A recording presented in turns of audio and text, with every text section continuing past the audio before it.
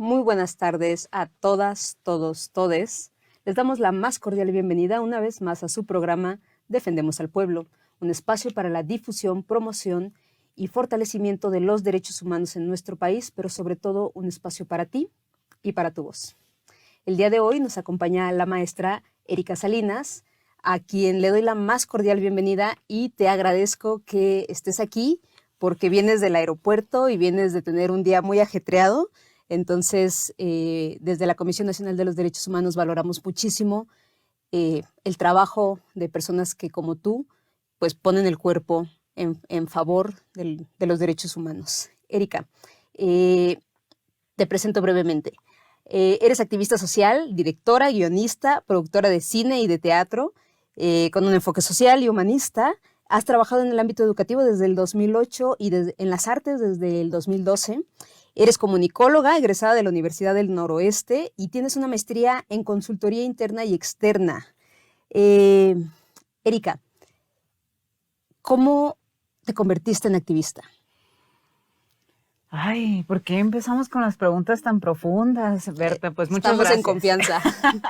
Muchas gracias, de verdad un honor, al contrario, estar aquí en la CNDH y en el programa que sigo de Defendamos al Pueblo. Y ¿por qué me convertí en activista? Fíjate que hace poco justo acabo de leer una frase que me encantó, que decía: si permaneces neutral ante las injusticias, te conviertes en el lado del opresor, ¿no? Entonces, pues yo vengo de una familia que nació en pobreza extrema, ¿no? Mi abuela, mi madre, entonces conocer sus historias, vivir sus historias y saber cómo ellas tuvieron que, como mujeres, ¿no?, atravesar muchos retos que son muchísimos más, comparados con los hombres, incluso en pobreza, y ver cómo ellas lograron sacarme adelante, ¿no?, rodearme y darme lo suficientes para tener estos privilegios, ¿no? Estos privilegios de poder estudiar, de poder tener acceso a la educación tan solo,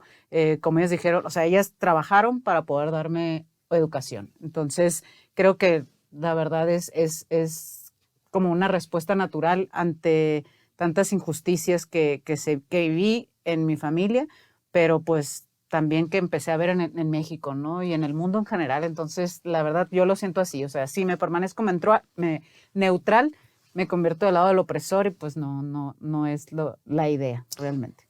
Creo que es muy importante esto que mencionas porque justo algo que estamos impulsando todo el tiempo, todos los días desde la CNDH es que crear una cultura de los derechos humanos es una tarea de todas, todos, todes, ¿no? Es decir, no importa en dónde estemos, ¿no? O sea, además este país es tan amplio, tan diverso, tan diferente, tan rico culturalmente, que tenemos que posicionarnos y manifestarnos desde todos los espacios, ¿no? O sea, no va a suceder, nadie va a venir idealmente sí, ¿no? O sea, un Estado benefactor que diga, ten todos tus derechos humanos, ¿no? Pero todavía le falta un poco, entonces tenemos esa responsabilidad, yo pienso, ¿no? Como ciudadanas, ciudadanos, ciudadanes.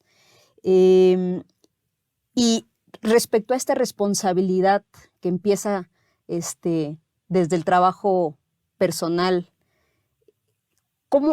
¿a qué grupo poblacional se enfoca tu trabajo como activista? Cuéntanos un poco de eso. Pues mira, a través de Sociedad Activa, precisamente pues iniciamos en el 2005, ¿no? Sociedad Activa es la tu asociación civil, muy bien. Que fundé en el 2005, ¿no? Y fue precisamente como para atender estas comunidades vulneradas que vivían en pobreza extrema, ¿no? Me enfoqué en llevarles educación, pero justo pues en aquel entonces yo incluso todavía no salía del closet, ¿no? Entonces, precisamente estaba viviendo un proceso de una terapia de conversión de una iglesia católica a la que asistía. Entonces, hasta que logré salir del closet fue que pude ya comenzar a ver otras perspectivas.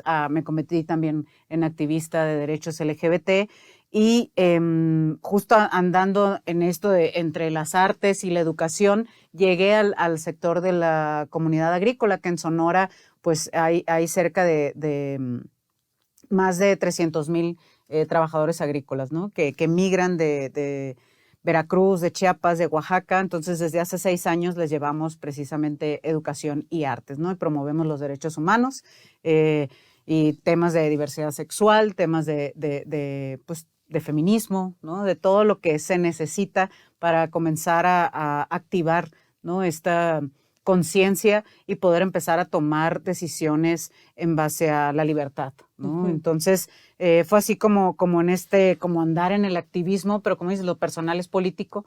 Entonces, mi historia de vida es la que ha ido marcando mi trabajo en el activismo, ¿no? Es como lo que me duele, además de convertirlo en arte, lo convierto también en programas sociales, ¿no? Ha sido como estas dos partes que lo hemos trabajado, incluso con el documental ABC, pues sí, creo que todo Hermosillo fuimos tocados, ¿no? Por el incendio de la guardería ABC, y ahí realmente fue cuando también empecé a conocer el arte como una herramienta muy poderosa, ¿no? Para transmitir pues, por lo que estamos luchando.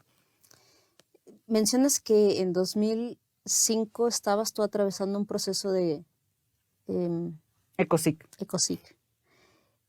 Cuéntanos un poco de eso, cuéntanos un poco de tu experiencia y cómo este asunto después lo has canalizado. Tienes un cortometraje. Así es. Y me parece que tienes, buena parte de tu activismo va en relación de este tema, pero me gustaría que nos expliques de qué va esta situación. Pues mira, las mal llamadas, ¿no? Terapias de conversión son estas,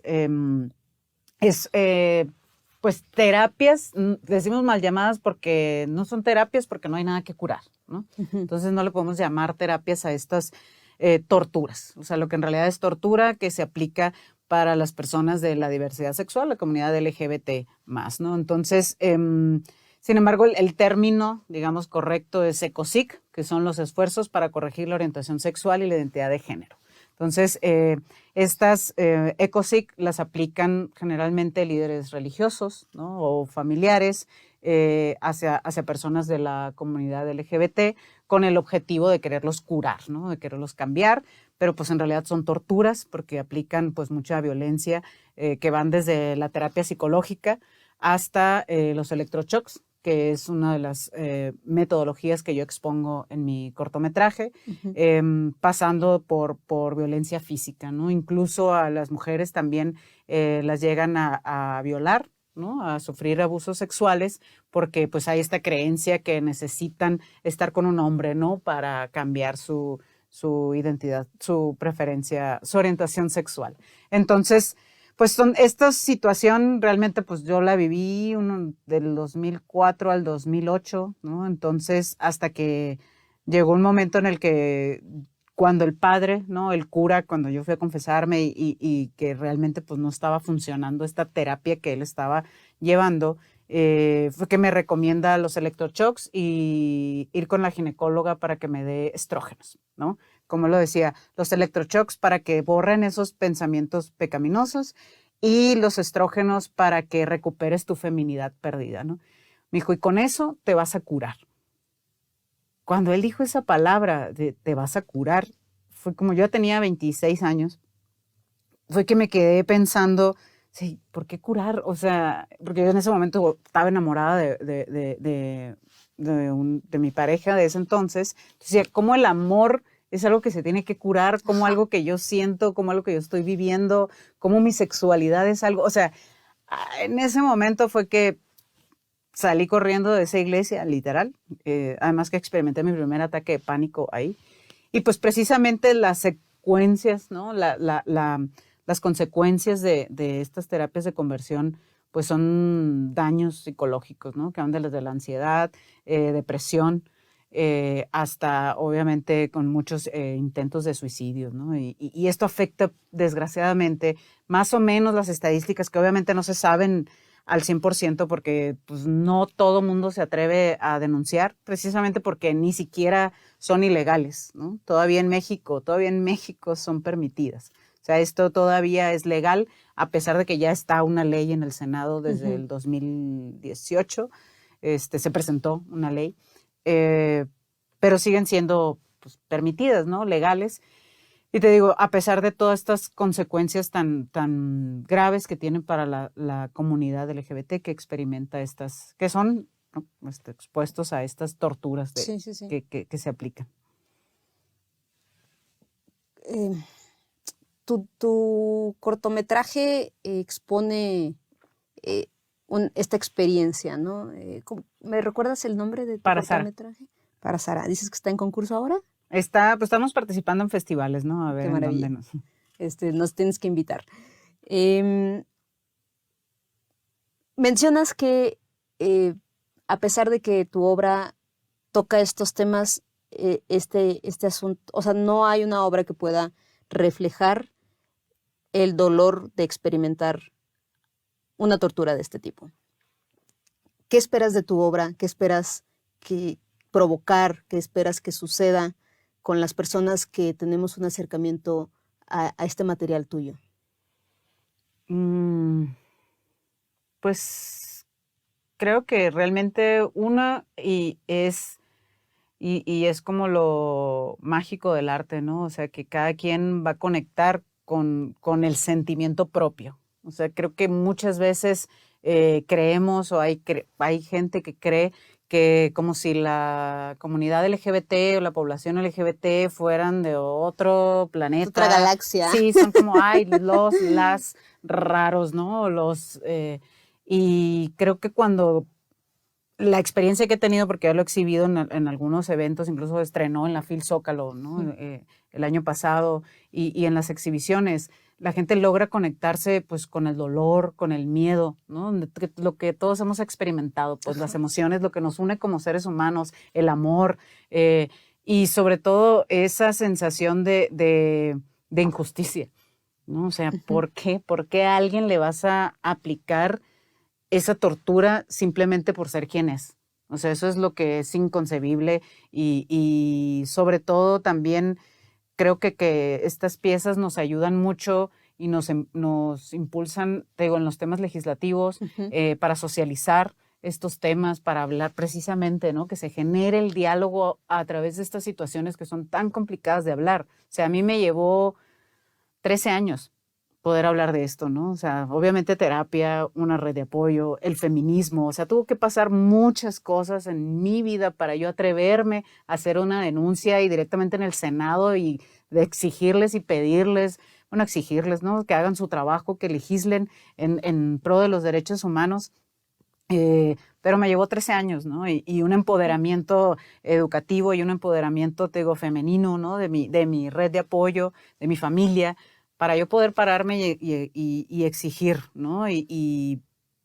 Pero, pues desgraciadamente esto le sigue sucediendo a muchas niñas, niños, adolescentes, ¿sabes? Que no tienen esa voz, que no tienen esa fuerza, que no tienen esa libertad económica, ¿no? Entonces, eso es lo que hace que legislar sea urgente, ¿sabes? Para que realmente estas personas que no pueden defenderse por muchas situaciones, que no pueden salir de aquí, de esa situación, por lo menos tengan y sepan que esto está mal. Porque lo que a mí me pasó es que yo no sabía que estaba mal.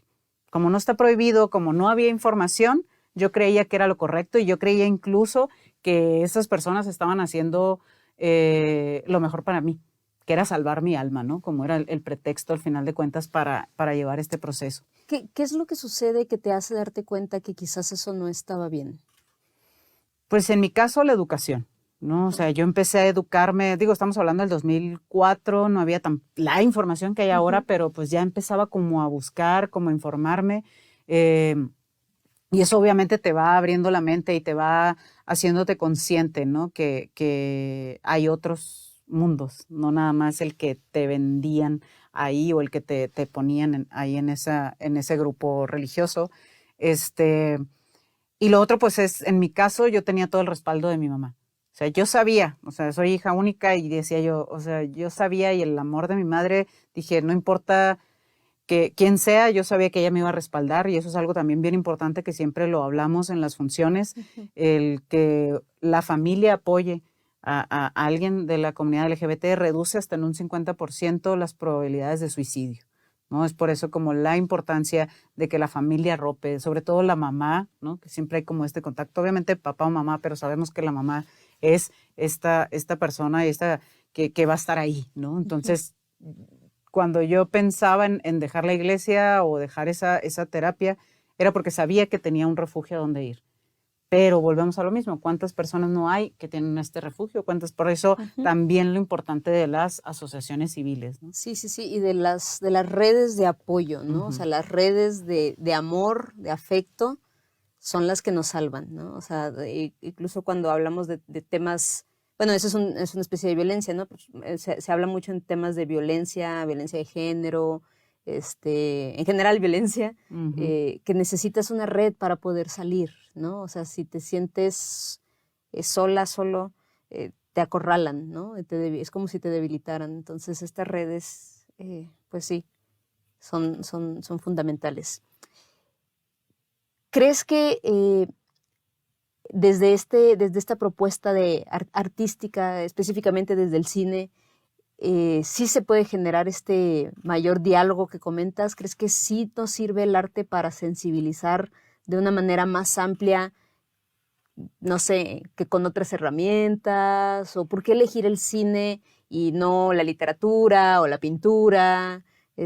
Cuéntanos un poco de esta decisión tuya. Pues en mi caso, porque es la herramienta que yo conozco, ¿no? El cine y el teatro, que es como han sido mis sanadores, ¿no? Y termina siendo eso, termina una catarsis, o sea, el arte para eso es, al final de cuentas, o sea, creo que agradezco y qué bueno que ha servido como herramienta, ¿no? Para socializar, como herramienta para legislar, como herramienta para dialogar. Sin embargo, pues yo lo hice para sanarme yo, ¿no? O sea, lo hice para realmente sin ninguna pretensión o, esto va a estar hecho para esto. O sea, creo que el arte en sí es como esta forma que yo tenía de sacar todo ese dolor, ¿no? O sea, que me duró tantos años ahí, a pesar de que terapia y todo no es suficiente. O sea, la terapia te ayuda a avanzar, pero realmente lo que te va a sacar todas esas situaciones que se viven tan difíciles, porque realmente lo más doloroso y fuerte de un ecosic es que hacen todo lo posible por borrar tu esencia. O sea, eso es lo que están buscando, y borrarte tu esencia, y lo hacen con todo el ahínco, pues, ¿no? Entonces, imagínate un grupo de personas en las que tú confías, ¿no? Ya sea familia o líderes religiosos o líderes. Con tu comunidad, ¿no? Exacto, tu comunidad en ese momento, que haga todo lo posible, te esté diciendo que hay algo malo en ti y hay algo malo en ti. Y eso súmale que precisamente en los 90s, donde yo viví mi adolescencia, no tenía estos modelos, pues, ¿no? De mujeres, no tenía estas representaciones. Yo no veía a una bandera LGBT en la tele, no veía ninguna ¿No veías lesbiana. a las tatú? En los 90s, no, todavía no, esos son del 2000, ¿no? Entonces, imagínate, o incluso 80s, pues, ¿no? O sea, no había. Y los poquitos que se oían era algo peyorativo totalmente, ¿no? Ay, la machorra, ay, la trailera, ay, esto, o sea, era lo que se oía. Entonces, por eso es tan importante vernos en el cine, vernos en la tele, vernos en todas las representaciones artísticas posibles, es lo que hace que la niña de 10 años, el niño de 10 años que ya sabe que su orientación sexual o que se identifica dentro de la comunidad LGBT, verse y saber que está bien, ¿no? Claro. O sea, que su diversidad es tan natural como la vida misma, como la naturaleza misma. Me encanta eso. Entonces, eso es lo que creo que es la potencia que tiene el arte y en general, en este caso, pues el cine. Hablas de esta importancia de la representatividad. ¿Te parece que la representatividad que tenemos en este momento es suficiente? Porque a veces pareciera que los personajes, o sea, ya se empieza a hablar un poco más como de personajes de muchos tipos de la diversidad sexual, pero como que a veces están medios planos, como que no se profundiza tanto en su psique, en sus problemáticas, en sus historias. ¿Qué opinas de esta representatividad que tenemos a día de hoy? Pues sin duda creo que ha aumentado, ¿no? Obviamente de los últimos 20 años para acá, sin embargo, pues no es suficiente, ¿no? O sea, todavía, sobre todo el género femenino, ¿no? Creo que las mujeres diversas, necesitamos contar nuestras historias y realmente es lo que ha sucedido. O sea, que viene alguien más a contar la historia, la percepción que tiene de una pareja lésbica, ¿no? Generalmente un hombre, y pues otra vez vuelve a estar alejado de la realidad, ¿no? Entonces, creo que sí hemos avanzado, pero todavía falta muchísimo más y sobre todo que las mujeres nos involucremos más en contar nuestras historias. No buscar al dramaturgo, al guionista, al director, no, o sea, yo puedo y me armo mi equipo de morras y si son diversas, pues mejor, y entre todas vamos armando estas historias de nosotras para nosotras, ¿no? ¿Existe el lobby LGBT? Hay una historia por ahí que me ha tocado escuchar en algunos espacios que dicen que tanta representatividad o que ahora cada vez empiezan a ver más las personas, las lesbianas, los gays, les transexuales, que es como una especie de estrategia política pagada por algunas personas para cooptar a más personas al lado oscuro. Que eso es real. ¿Qué tienes que decirnos? Que si es así, por favor háblenme, yo quiero mi cheque. A mí no me ha llegado ningún pago. No, o sea, realmente creo que justo, o sea, viene una lucha de años, ¿no? O sea, realmente si ahorita ya nos vemos representadas, hay una lucha política, sí, es porque por fin, precisamente, y yo lo hablaba justo en una conferencia ahora del 8M, o sea, de mi familia, de mi abuela, a mí tuvieron que pasar 100 años para que yo pudiera tener educación, pudiera tener acceso, ¿no?, a ciertos privilegios que da la clase media. Ajá, que da la clase media, una libertad económica, ¿no? Entonces, pero 100 años, o sea, esto no viene de ahorita. Entonces yo vengo y, bueno, mira, además ya de que pasaron estos 100 años, resulta que la niña lesbiana, pues órale, pues aprovechar estos privilegios que mi abuela, mi madre y obviamente todo el feminismo ha ido avanzando. Todas las mujeres. Exacto, es como, bueno, pues ahora, y de seguro pasó eso con la trans, el trans, con toda la comunidad, fue como, oye, esto viene una lucha de muchos años. Entonces, por eso estamos aquí, porque el feminismo ha hecho mucho por nosotras para que estemos aquí. Entonces, pues no, como decía una compañera, ¿no?, de Sonora, Wendy Briceño, dice, sin duda es la lucha que más cambios ha hecho en la humanidad. ¿Sabes? El feminismo, no hay duda. O sea, es la que nos ha permitido que estemos ahorita aquí, mayoría mujeres, en un estudio como este, ¿no? Entonces, pues creo que eso es el lobby LGBT. La igualdad, ¿no? Un camino un poco más a la igualdad. Pareciera que ya lo he dicho antes, es como si muchas personas temiesen que mientras algunos grupos aparentemente minoritarios vamos accediendo a ciertos derechos humanos, otros grupos hegemónicamente más protegidos van a perderlos, ¿no? Entonces, ¿eso funciona así? Si alguien gana más derechos humanos, alguien los pierde, ¿hay una relación? Creo que eso es como lo más difícil yo te lo juro, yo lo pienso, o sea, es como digo, en verdad, ¿cuál es la molestia de estos grupos, ¿no?, antiderechos, ¿no?, de que yo tenga mis derechos, ¿no? O sea, ¿cuál es la diferencia entre una mujer, un hombre cisgénero heterosexual, ¿no?, con alguien homosexual, con una lesbiana? O sea, no, yo sinceramente me cuesta mucho trabajo entender cómo pueden pensar que al momento de darnos igualdad de derechos, ellos pierden derechos. Ajá. O sea, eso es algo que no creo que simplemente es ignorancia, ¿no? Es una ignorancia porque está basado en creencias, la mayoría, creencias religiosas, en creencias también y sobre todo en el aspecto del feminismo, pues obviamente en el miedo a perder sus privilegios, ¿no?, del machismo, del patriarcado. Entonces, básicamente termina siendo este miedo irracional e ignorante hacia lo que es una realidad y que está sucediendo. O sea, tristemente, ahora con la pandemia, sí hubo un atraso, ¿no?, en todas las luchas, hubo un atraso en cuestión de derechos humanos. Sin embargo, pues aquí estamos a deshoras, seguimos dándole y dando nuestro extra. Gracias a todos los que están dando este extra para que este programa sucediera. porque vamos a seguir y vamos a lograr esta igualdad de derechos porque hay otros países en avanzada, ¿no? Que nos lo demuestran que ellos ya están en el futuro, ¿no? Tan solo Canadá, Francia, por ejemplo, ya prohibieron las terapias de conversión, ¿sabes? O sea, para allá vamos. Entonces, creo que es simplemente cuestión de tiempo, paciencia y mucha sororidad y apoyo, ¿no? Mucho amor. Sobre todo.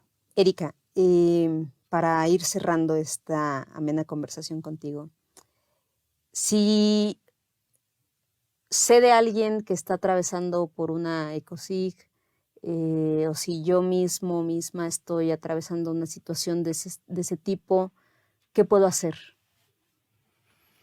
De entrada es si se puede explicar a esa persona que esto que están haciéndole está mal, ¿no? O sea, que por ningún motivo crean que está bien, por ningún motivo crean que van a, que están haciendo lo correcto, pues, ¿no? Con esa persona. O sea, eso es bien importante porque muchas veces sí lo creemos, pues, ¿no? Porque alguien de nuestra confianza nos está enviando a veces realmente a un centro, ¿no? Donde se hacen estas torturas. Entonces eso es lo primero, ¿no? Como si hay contacto, ¿no? Con esa persona y hay confianza y que hacerle saber que está mal. Y lo segundo, si esa persona requiere apoyo, requiere ayuda y se puede comunicar de entrada, y si es aquí, pues en el centro del país, es con la organización YAG México, ¿no? Y bueno, YAAJ, que ellos son como realmente pues la mayoría sobrevivientes ECOSIG, como yo, y es donde los pueden realmente apoyar y guiar. Y en el norte del país, pues estamos Sociedad Activa, ¿no? Que es mi organización también, en la que pues también estamos apoyando, guiando, canalizando. Algunos son personas trans, entonces los canalizamos también ya a organizaciones trans y sobre todo, recordar y saber que no está sola, no está solo, no está sola.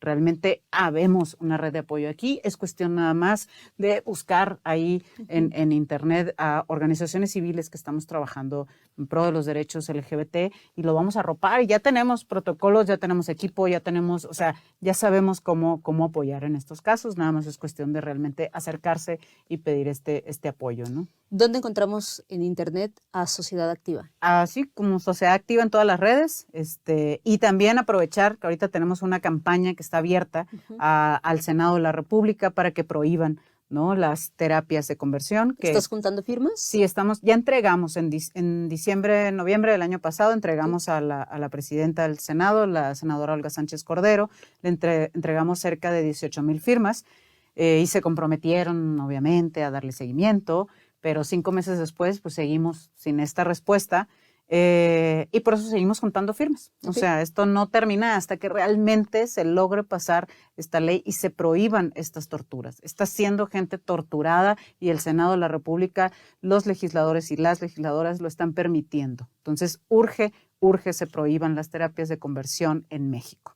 Y para eso pues requerimos su apoyo. También ahí vamos a poner el link para que lo compartan. Está ahí también en nuestras redes sociales de Sociedad Activa a través de la Coalición Mexicana LGBT Sonora. Es que estamos haciendo esta campaña a nivel nacional. Esto es nacional porque de punta a punta siguen haciendo estas pues torturas y situaciones que ya deben de prohibirse. O sea, ya no podemos hacer esto con nadie. Erika, te agradezco muchísimo tu tiempo. Espero que este mensaje llegue a quien le tenga que llegar. Creo que la información que nos compartes es muy sensible y pues hacer una invitación como siempre hacemos desde este espacio a que si sabemos de alguna persona que esté atravesando una situación de este tipo, pues le hagamos llegar este video, por ejemplo, le hagamos llegar un poco de la información que estamos compartiendo, porque pues eso, ¿no? Solamente fortaleciendo las redes de apoyo, las redes de amor, las redes de afecto, vamos a poder terminar con estas situaciones que son muy lamentables y que siguen sucediendo. Con esto te vuelvo a dar las gracias. Y me despido del auditorio. Les agradecemos como siempre que nos acompañen, que se tomen que nos compartan su tiempo para compartir, perdón la redundancia, reflexiones, para entablar estos diálogos, ¿no? Y como siempre, invitarlos a que compartan el programa, a que nos sigan en todas las redes sociales. Nos encuentran como Comisión Nacional de los Derechos Humanos. Esto es Defendemos al Pueblo.